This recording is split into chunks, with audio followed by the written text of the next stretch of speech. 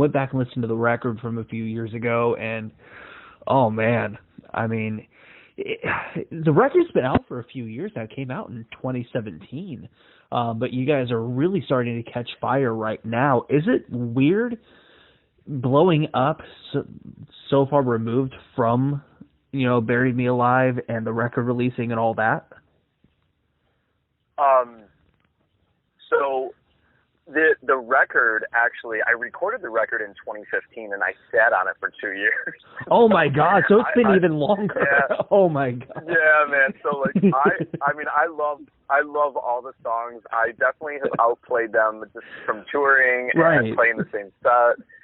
And I've had music, like I have 11 songs new written that are just sitting on the back burner. And then of course, Buried Me Alive, which is like the first song that I ever released. Oh my God. Technically in like 2015, I believe I released it, and then took it down. And just because there was some shopping with like some label talk stuff in the beginning, and it was just kind of up and down. Do I want to self-release or not? And then, so like, of course, I re-record Buried Me Alive, and that ends up being the song that's just like doing really well right now. So I just like, oh my God, I got to listen to this song even longer. But it is a great, like, I love it. I'm not going to lie. I think it's the best representation of the band wholeheartedly. Right. Might be my favorite lyrics I've ever written, because it's actually about the love-hate relationship for the music industry. Oh, that's perfect. That's so ironic. Dude, it's crazy. So I'm so happy it's getting exposure. I really am, and I'm truly humbled by everything that is happening and all of the people that are getting behind this. It's moving fast, and it's so incredible. So every day I wake up and I'm just kind of counting my blessings with it. So how much more does it mean, and how much more important is it to you when a guy like Chris is partly responsible for putting that song in front of people when he did the home invasion, like he did? Oh, yeah. And I mean, it's one thing when it's just, hey, Octane's got the song and they're playing it, but when it was one of your boys and somebody that and all that stuff, it's like, it's got to be that much more, because he's literally put it out there for people that on a bigger stage. Yeah, I called Chris. Like, I've talked to Chris so many times since the takeover. Yeah. And I have thanked him down. Like, I've probably burnt out my thank yous with him just because of my gratitude.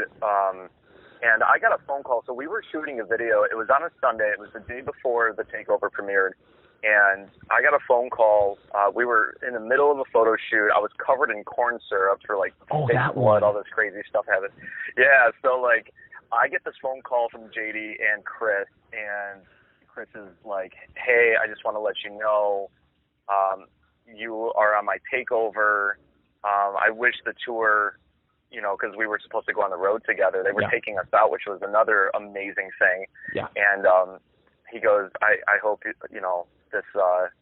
whatever. So he dropped the news on me, and I was like, oh my God. So it was just like, it was so crazy again. And then I heard it, I still couldn't believe it, and it was just amazing. So I got the soundbite, and we ended up putting it up for other people to hear. It was truly an amazing thing. And yes, like you said, Chris is, I mean, honestly, like, a big reason that everything has happened. Pretty much the sole reason. I'll give him more credit than anything else. Yeah. Yeah, and another song that really stands out to me that honestly I don't know if I like it as much or more than Buried Me Alive, but it's the song Break is one of my favorites. And I saw that on your social media pages you posted kind of a D-Generation X meme and stuff. So I don't know if you're a wrestling fan or not, but that song reminds me of something I would see in like the open graphic for like a WWE SmackDown or Raw or something like that. It really, really reminds me of a song like that that would fit with that. But where does that song come from, and does that song have any significance to you at all on that record? So Evan McKeever and I both we co-wrote the record together, and Evan was a part of Ovtlier in the beginning. Gotcha. Evan is the guitar player of a band called Nine Shrines. I'm not sure if you're familiar with them. I've heard of them. Yeah, I've heard of them. Yeah, so Evan is a very phenomenal songwriter. Him and I clicked right out the gate. We were shacked up in a studio apartment, and when we wrote all of What Doesn't Kill You, and it was literally just the two of us for the most part, and Evan, Break was actually Evan's song. Really? He presented it to me.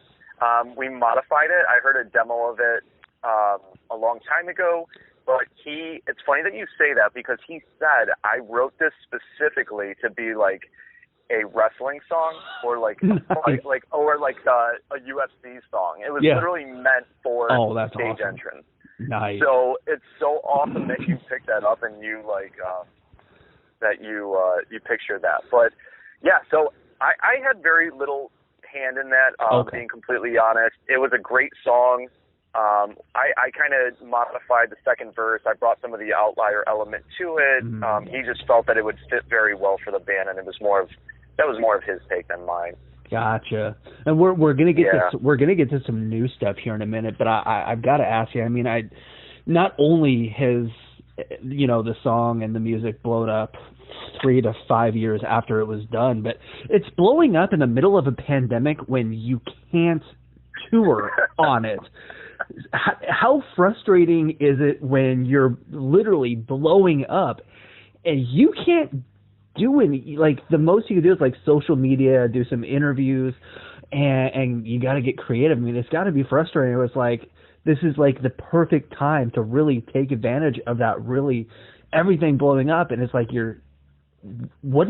how do you handle that, man? Yeah.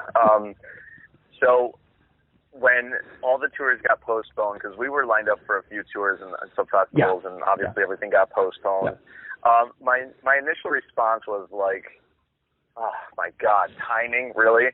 Right. And then, it's kind of, but I don't know, man. Like, a lot of people have said that to me, and I feel, I don't know, I'm not really too discouraged by that, even though that sounds very weird probably. No, I get it.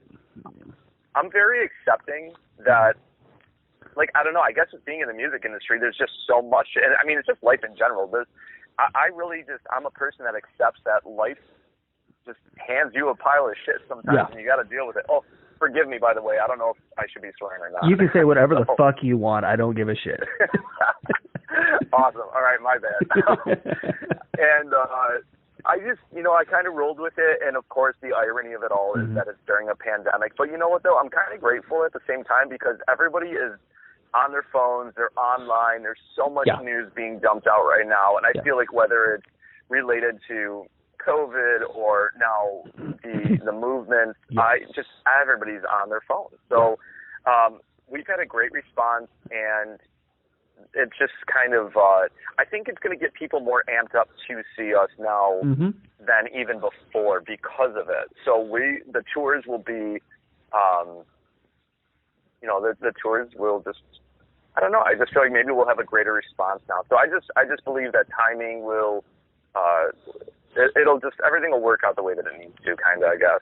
Well, and I feel like a lot of the reason that Octane has been doing the home invasions and the takeovers is because nobody can tour, and so they're trying to find a way to give bands and artists a way to be active and stay in touch with the fans. So had the pandemic not hit, the home invasion takeover may not have happened. That song might not have gone on Octane when it did, and we may not be having this conversation right now at all. Exactly. Exactly. And I'm kind of the same as you. I was talking to somebody about it last night, and I was like, all my photographer friends are just like freaking out that there's no shows, and I'm sitting here, I'm like, yeah, it sucks, but we can't do anything about it. Why are we pissed? Right. Why are we? It's okay to be frustrated, but it's not like it'll come back. We'll get back out there. We just, And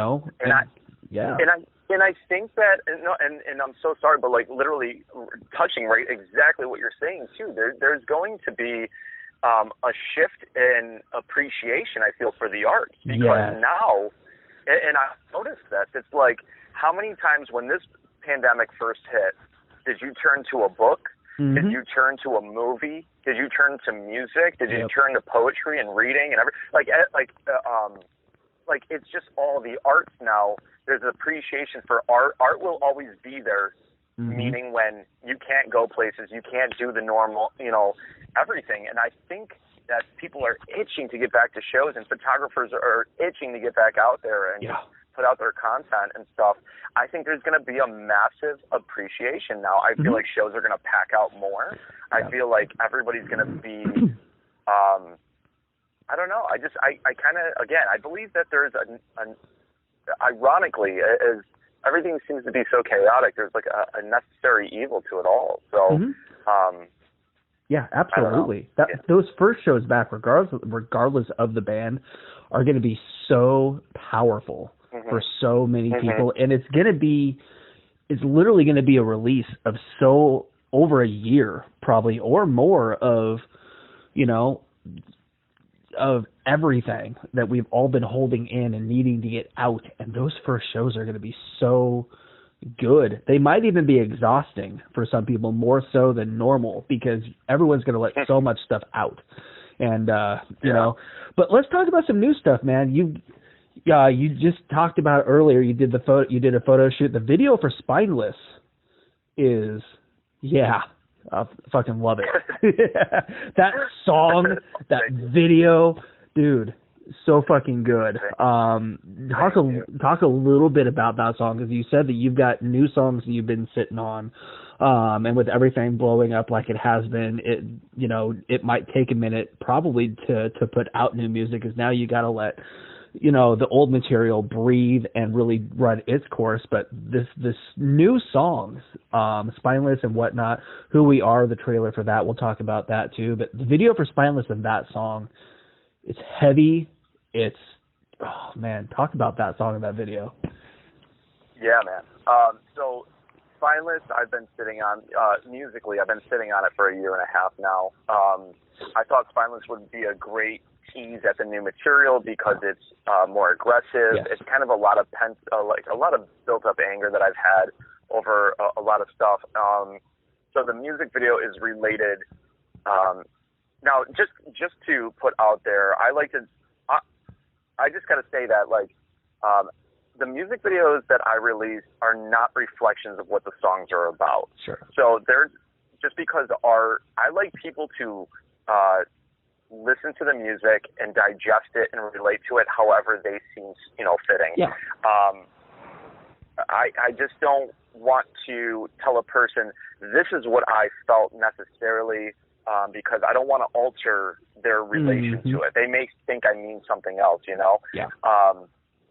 So with that being said, I like to get very dramatic with my music videos. I don't know if you saw the other ones, but I try to make mini short films. Yeah, they're very cinematic. Yeah, and it's because I'm such a movie buff. I'm not gonna lie, I'm not a big reader as much as I wish I could be. Right. But movies are like my thing. It's where my imagination gets to wander, and I get to bring a whole new meaning to things. And my goal in life.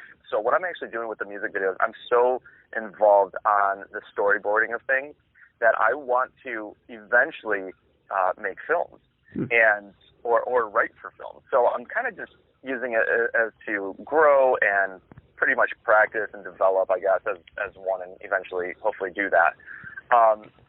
So Spineless, the music video is a huge, it's a giant punch and a dramatic take on the pharmaceutical and government, social and medical and even physical and emotional and mental experiments that I believe that honestly happen with just the media pushing stuff out there. And it's so kind of funny and ironically relevant to a lot that's going on right now. And I actually wrote a song that I can possibly talk about later too, called Bulletproof, and it's literally about the government and all of that stuff. And it's not that I want to become a political band, because I don't.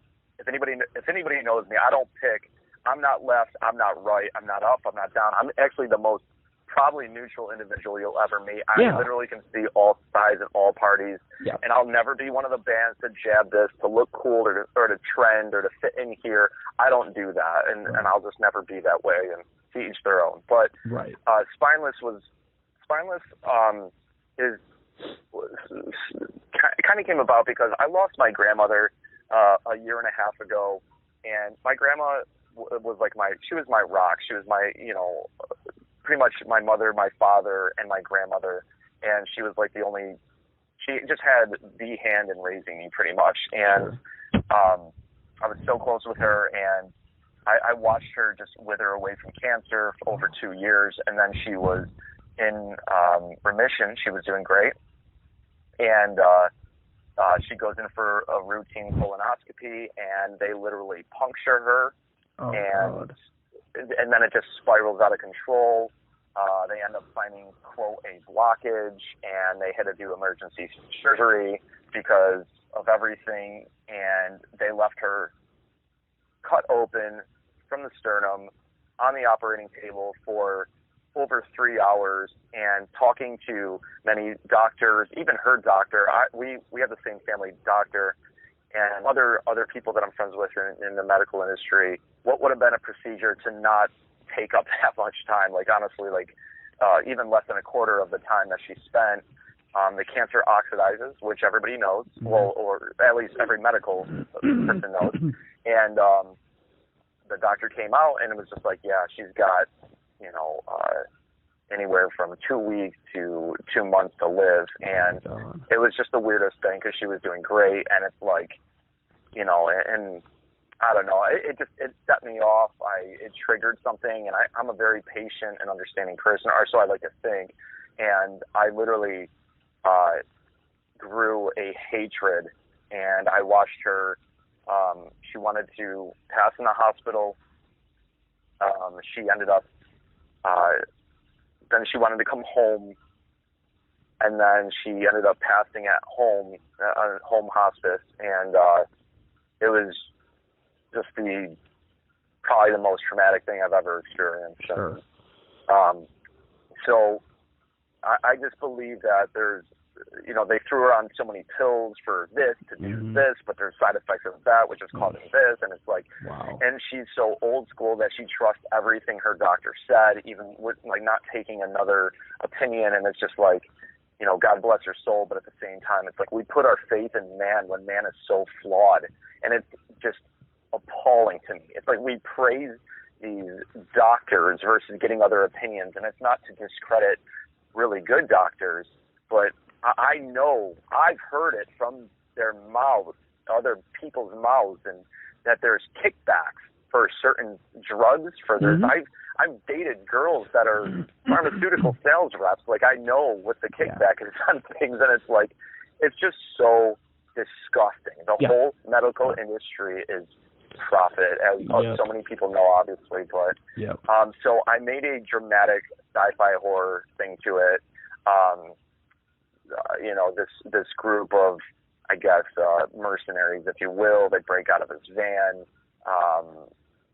and they just bring people from, people of the earth, pretty much. This man has nothing to lose, and they bring him in, they beat him, they strip him, and they feed him, and they got just all these rooms lined up, and there's just experiments in every room, and it's kind of, they're just, somebody's waiting and just watching, and the guy at the end represents the elite or pure evil, I guess, if you want to call it. I was going to ask.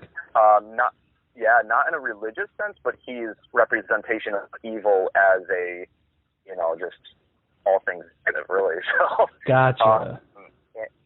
And he's just getting enjoyment out of it, and he's just watching the mutation. I mean, that's what cancer can mutate, and that's what it is. So,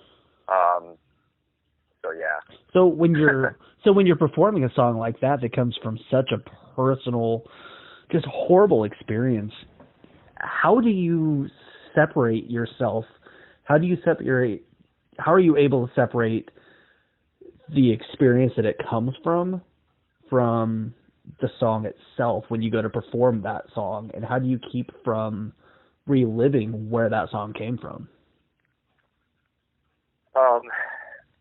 Or a lot can of therapy. You? Gotcha. Makes sense. Gotcha. That makes sense. Yeah, I see a shaman down in Tampa, Florida. Oh, okay. He's a Native American, therapist, spiritualist for those who don't know, and he's been a huge help in my life for the past 6-7 years of just everything. And it's actually funny because what's going on right now, he told me about it 2 months before, a month and a half before it all took off. Oh, wow. Yeah, and he can't get in details when he tells me things just because it gets to, like, you can alter a person's future, it could alter my steps, I could actually reposition myself in life. So I just kind of go with the flow. He tells me, he goes, something big is going to happen. He goes, and I can't tell you what it is, but your band is going to be on another level. You have no idea, and it's just there's going to be a pinnacle moment, and then it's just going to just get crazy from there, and that's all I can tell you. Wow. And I'm not one for, like, mediums and psychics. I kind of wear a poker face when I've come across a lot of people like that. Yeah, but he pulled my deepest, darkest secret out of me when I went and met him with a friend, and it wasn't even about me. He just, like, picked up on me in, like, 15 minutes, and he just pulled something from my childhood was, like, a traumatic experience, and was like, dude, let it go. It's not your fault. And, like, just kind of something that weighs very heavy on me. Right. But, sure. But, yeah, so there was, just some of that. I did hit some therapy with somebody else in New York, where I'm from, and sure. But yeah, like I said, for live, so what the song was actually written about is not. It was written before my grandmother had passed. So the music video came because when time came to shoot a video for it, I was emotionally in that place, and that's all I could think about. So I wanted to shoot a video about it. Lyrically, it kind of happens to fit because I'm kind of calling the narcissist, the government, flawed man, all narcissists, pretty much. So they're textbook. And but the song was just actually about some just real life situations of people that needed to be called out. yeah, and it's good to do that because, I mean, man, when a song comes from such personal experiences, whether it's Alive or Spineless, Break, anything like that, like, fans don't necessarily need to know exactly where it came from. They can pick up on it, and they know that some of the best songs from some of the best bands come from the absolute worst shit they've ever gone through. Those are the songs that live on through they pass generations. They're timeless. And so, I mean, that's fucking awesome. The trailer for Who We Are, you guys released the trailer. You guys haven't released the video yet, have you? No, so we had rescheduled the release of Who We Are like 5 times, and between the label management and all of the people, PR and everybody else surrounding it then Buried got picked up, and we're like, okay, let's take a step back now, and we're just kind of giving Buried more of a spotlight, and we're just going to kind of again just sit back now, let it do its thing, we'll write it out, and all the stations have Who We Are. We're getting really positive feedback for that, but we're going to I'm going to sit back and just let the team decide, because again, this is the first time we're all going through a pandemic and then still trying to release music. So DJs and labels and managers and agents and everybody is so confused right now, and there's just constant conversation of, do we drop now? Do we release? Okay, things are starting to open. Do we release with the phases? Do we do that? It's just so up in the air. And right now, it's all you could do is just kind of just feel it out, I suppose. Have you gotten to a point, or are you getting to a point where you're just like, can we release the music we write when it's done instead of letting it sit for so long and then releasing it so far down the line? Or are you not quite to that point where you can still sit back and it'll come out when it comes out, where we are right now? Because the songs on this record have been done for so long, and then the songs for the new record have been done for a while, and they're going to be pushed back, and then videos are pushed back, song releases are pushed back, because it seems like everything hits huge, and then you've already got the other stuff ready to go. It's being released. Yeah. You know, the timelines are all jacked up, it seems like. I mean, are you to the point where you're just like over like the waiting, or have you gotten to that point yet?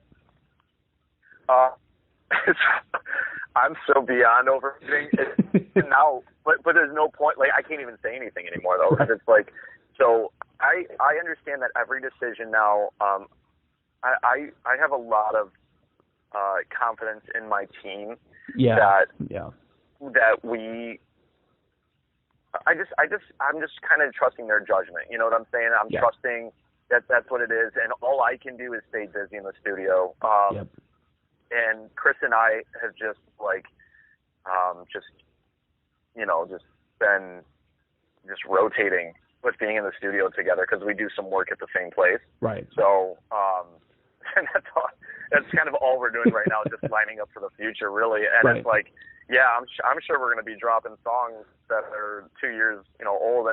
But I'm kind of already conditioned technically with what happened with the EP. It's like I did it in 2015. It got released in 2017. Now getting like third wind technically. Yeah. And so, there's a lot of times that has kind of happened in other bands, lives where things just, it's really timing and luck. I honestly believe that that's what a lot of this is. And well, and it's the term luck. And it's not like it's being pushed back just to be pushed back. At least the reasons it's getting pushed back is because the other stuff is doing really, really well. So it's like, it's like, okay, we can push it back. Let's enjoy this, So, that tour plans, man. I know you've had tours, the Motionless Tour and other tour dates and whatnot. Festivals have been either canceled, rescheduled, postponed. But 2021, man, that's got to look like a busy year, whether things are already scheduled and just waiting to be announced or rescheduled and happening then, or in the middle of being booked. I mean, 2021 has got to look like an amazing year for you guys. I don't think we're going to be home much. Awesome. I mean, we had a little bit of breathing this year. We had some really, really big runs, and then we were going to, have like a month to get back into the studio and continue writing. I love being in the studio, but I love being on stage. I think I'm like 50-50 between the two of them. So as long as I'm staying busy, I don't really, I don't care. I just want to feel productive. But 2021 right now, there's all the tours that we had announced, postponing for that, and we got to just wait on those. Those ones are out of our hands at the moment, but we are talking. I have a phone call today. We are going to be going to Europe. We'll be doing that soon. Yeah, so there's a lot of cool stuff, and then I know there's a lot of festivals that are going to be happening. More than we have lined up. We will be doing more festivals for next year, especially because the single is doing so well, and we just happen to.